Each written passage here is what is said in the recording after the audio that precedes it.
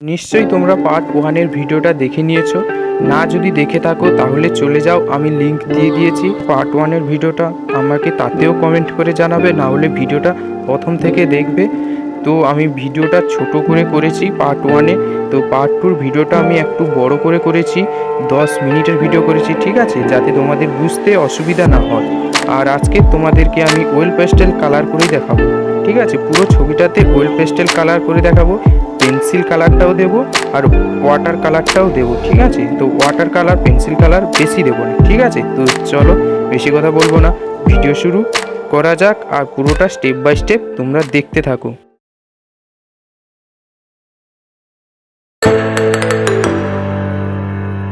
Eraser দিয়ে মুছে নেওয়ার পরই কালারটা করতে হবে, ঠিক আছে। তো তোমরাও মুছে নিয়ে কালারটা করা শুরু করো। ছবির প্রথম অংশটা ব্যাকগ্রাউন্ড করে নিচ্ছি, ঠিক আছে। তো ব্যাকগ্রাউন্ডের কালারটা করে নেওয়ার পরই আমি মূল ছবিটাকে তৈরি করব। তো ব্যাকগ্রাউন্ডে যে কালারটা দিচ্ছি, প্রথমে ডিপ ব্লু দিচ্ছি, তারপরে লাইট ব্লুও দেব, ঠিক আছে। দিয়ে মিক্সড করে ছবিটাকে কমপ্লিট করব, ঠিক আছে। তো তোমরা স্টেপ বাই স্টেপ সেরকমভাবে দেখে তৈরি করো। আর আমি এখানে কি কি কালারগুলো দিচ্ছি তোমাদেরকে ছোট্ট করে লিখে দেখিয়ে দিচ্ছি, ঠিক আছে। যদি না বুঝতে পারো আমাকে কমেন্ট করতে পারো বা আবার প্রথম থেকে দেখে আসতে পারো, ঠিক আছে। তো ভিডিওটা স্কিপ করো না, দেখতে থাকো, মজা নিতে থাকো।